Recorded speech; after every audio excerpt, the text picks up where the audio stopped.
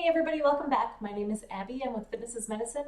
Today we're going to do a workout that you can do in your home using a couple tubes and then just a couple other tools, and that's it. So if you've got a fit ball, maybe just to sit on. If not, you can do it sitting on a bench or a chair or something.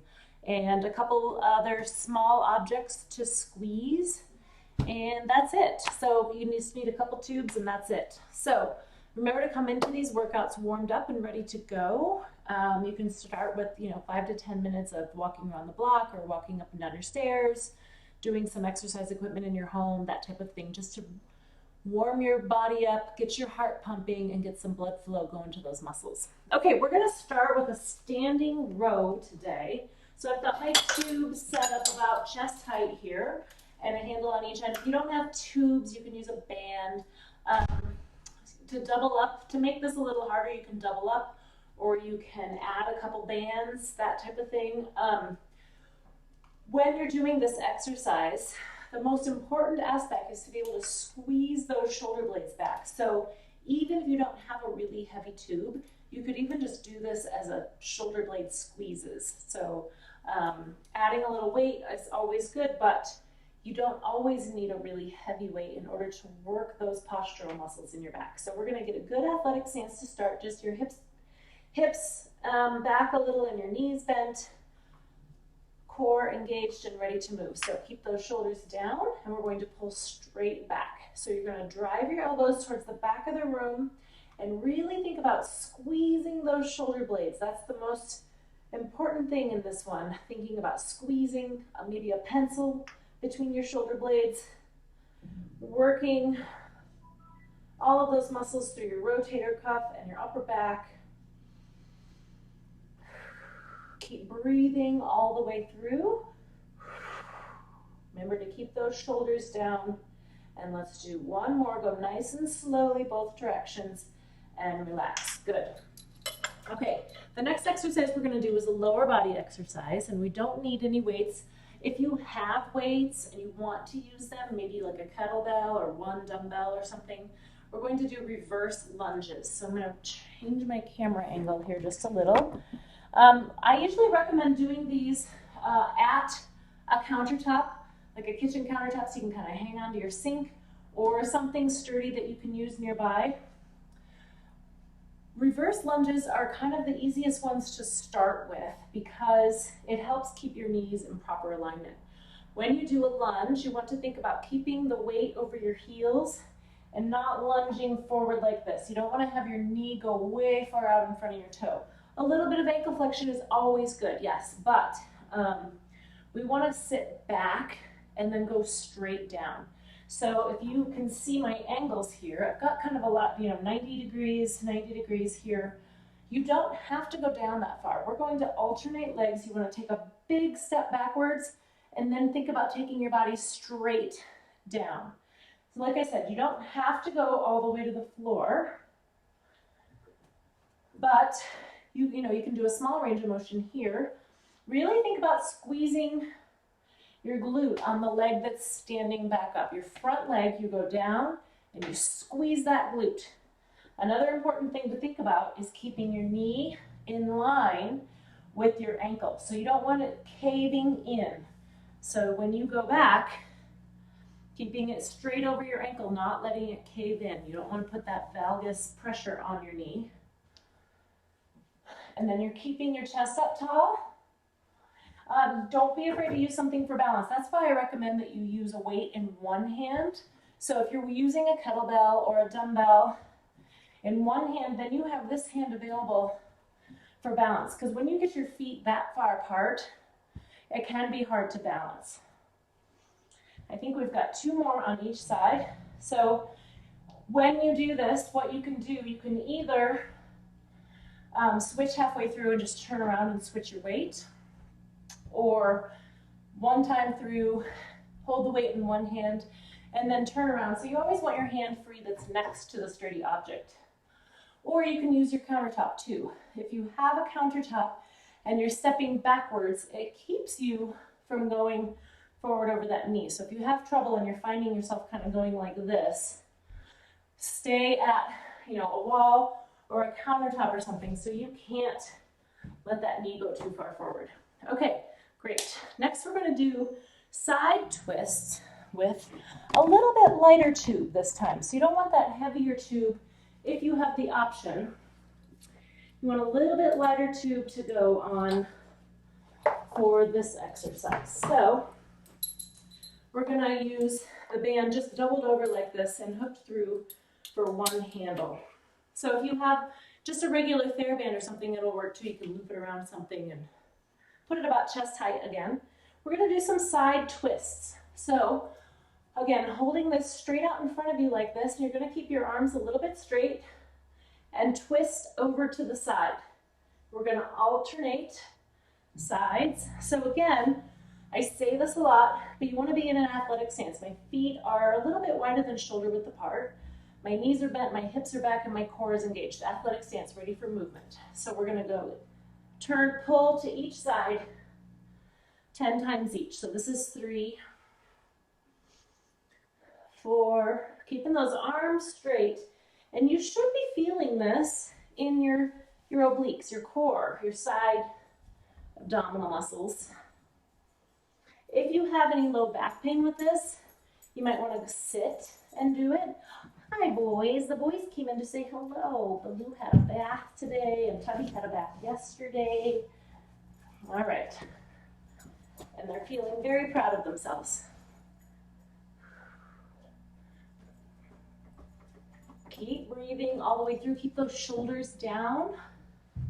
One more on each side. And rest. Good. Like I said, if you're having any back pain or knee pain or anything, you could do that either sitting on a ball or sitting in a chair. So that's another good way to kind of start off on that one if you need the extra support.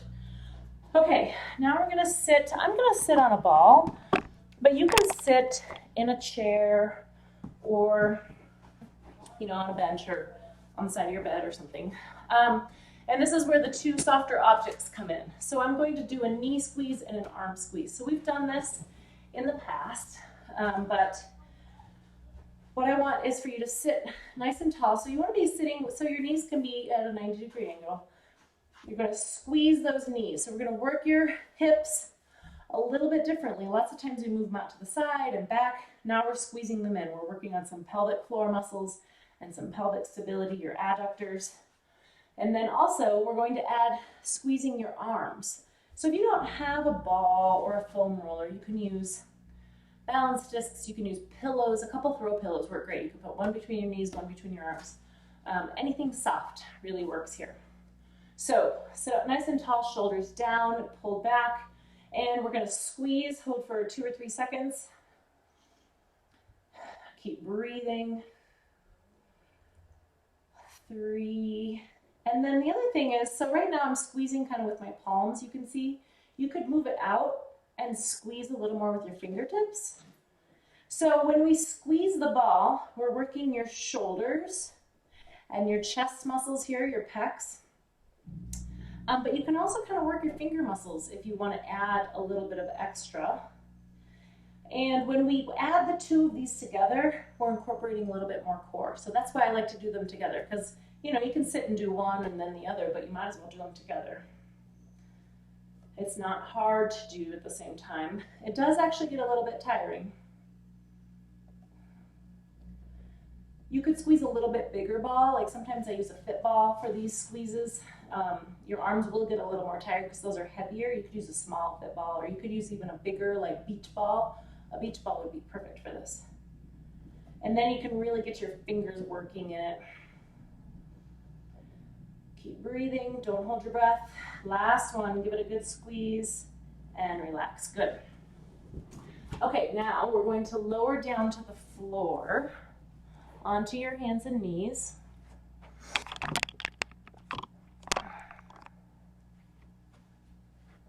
And we're going to do just a hip extension, working against gravity here. So I'm going to have you want your knees directly beneath your hips, your hands directly beneath your shoulders, and then your head just looking straight down at the ground. I want it your cervical spine needs to be in line as well. So keeping your head in line, not looking up like this, and not looking down at what your legs are doing. Keep it in a good alignment here so that you can really work on that posture as well. Kind of tuck your chin.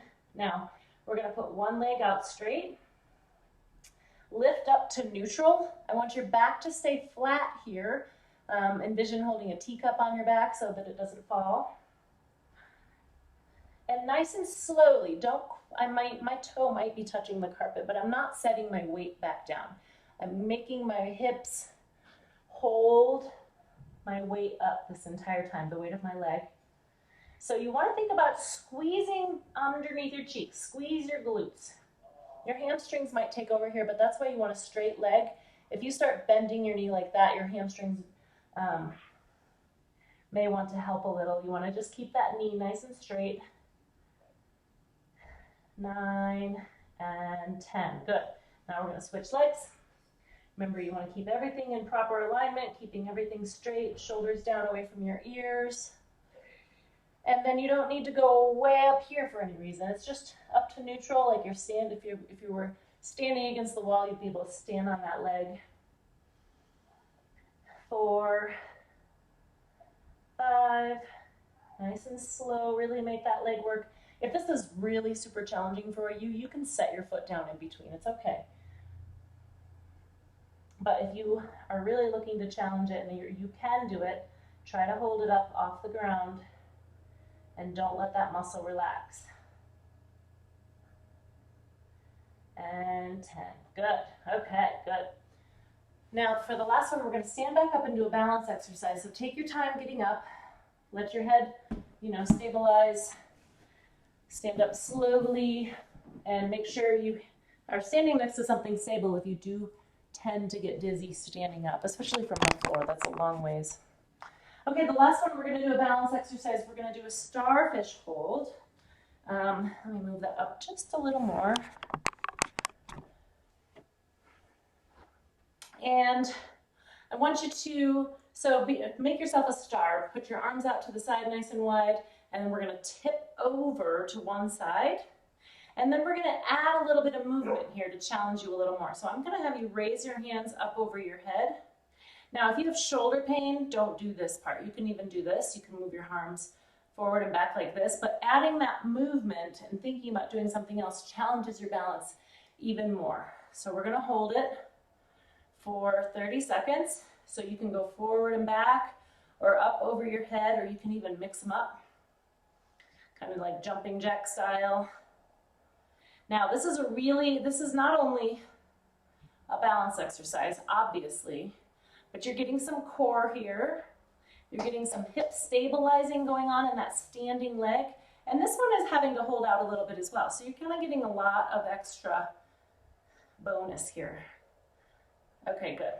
Now we'll switch sides. Take a deep breath. Make sure those shoulders stay down. Make sure they're not doing this as you're getting, your balance might be challenged here. Get out into your starfish hold. If this is all the further you can go, that's okay. But challenge yourself, kind of get to where it's challenging for you. You want to make the most of your time here. You can just keep going forward. Forgot to check my starting time. Or you can just go overhead. Or like I said, you can alternate. Bye-bye, Tubby. Let's do, yep, that was 30 seconds. Okay, so go ahead and do these through 1 to 2 more times if you've got the time. Especially if you've been doing these videos and following along, you should have the strength to continue on and do some more. So you could add some cardio now, go do 5 to 10 minutes of cardio, come back, do another set.